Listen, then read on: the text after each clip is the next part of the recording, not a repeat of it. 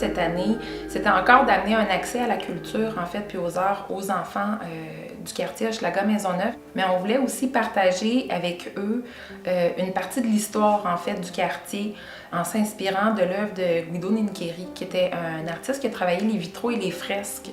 Ses ateliers étaient ici sur le boulevard Pie-IX, en fait. Puis dans ces ateliers-là, il y a eu plus de 2000 vitraux qui ont été créés. Puis ces œuvres-là se retrouvent un peu partout en Amérique du Nord, principalement au Canada, mais aussi aux États-Unis. Puis Guido Nincheri a travaillé aussi à des œuvres là, comme l'Oratoire Saint-Joseph, l'Église de la Nativité de la Sainte Vierge. On a eu la chance justement de créer un partenariat avec le Musée Dufresne qui a sous son aile les ateliers de Guido Nincheri. Puis le Musée Dufresne, en fait, a été décoré principalement par cet artiste-là. Puis on a créé un partenariat pour permettre en fait aux enfants, avant de débuter le projet, de visiter en fait le musée pour qu'ils comprennent premièrement que justement ça fait partie de leur quartier, c'est vraiment un endroit qui est à côté de chez eux. Puis aussi en visitant, en fait, c'était vraiment de leur faire comprendre qu'est-ce qui avait été créé, qu'est-ce que c'était un vitrail. Mais aussi, pour plusieurs de ces enfants-là, c'était une première occasion de visiter un musée.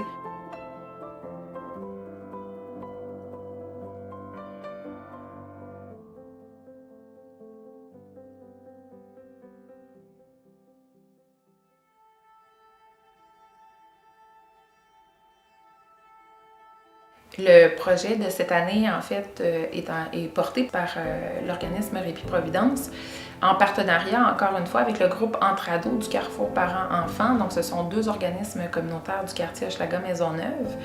Puis, cette année, au niveau scolaire, on a approché le volet alternatif de l'école Saint-Nom-de-Jésus, qui est située sur Pie-IX, en face, en fait, des anciens ateliers de Guido Nincheri. Donc, ça nous permettait encore une fois cette année de faire travailler tous les enfants, en fait, là, de divers milieux, mais ça regroupait vraiment le 0-17 ans. C'est sûr que quand on travaille le vitrail, bon là, on est avec des jeunes enfants, donc on ne pouvait pas nécessairement le faire comme ça doit se faire normalement, donc avec la vitre, tout ça, le métal fondu aussi. Donc, nous, on est parti de l'inspiration des vitraux, puis ce qu'on a décidé de faire, c'est en fait de faire travailler les jeunes sur des acétates. Puis avec différents matériaux, donc après ça, ça peut être l'application de papier de soie, ça peut être aussi la peinture à l'acrylique, s'inspirer aussi des éléments de la nature parce que Guido Nincheri le faisait beaucoup. Donc il y avait une grande banque disponible de matériaux, puis c'était de laisser en fait les enfants, selon ce qu'ils avaient vu, comment ils avaient perçu, eux, leur visite au musée Dufresne, on les laissait aller un peu comme ils le sentaient en fait.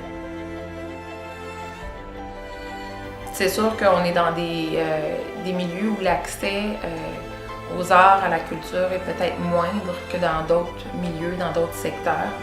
Donc c'est important pour nous d'amener ça aux jeunes. Je pense que c'est une belle façon en fait de favoriser l'expression de leur talent, l'expression de ce qu'ils vivent, de ce qu'ils voient, de leur regard.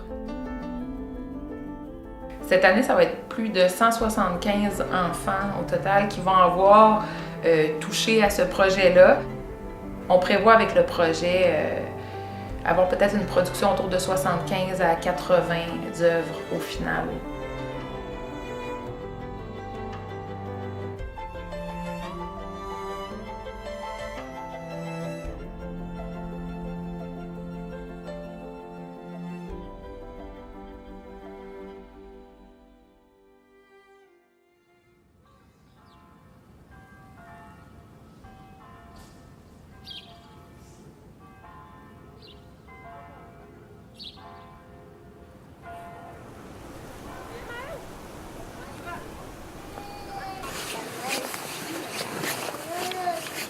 Un, deux. Bonjour. Allô.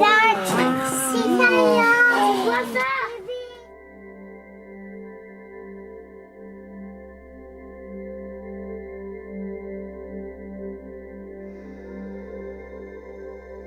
De voir que les vitraux vont être adoptés, qui vont être affichés par la communauté, par les citoyens, je pense que ça peut donner vraiment un sentiment de fierté aux jeunes d'avoir contribué à ça.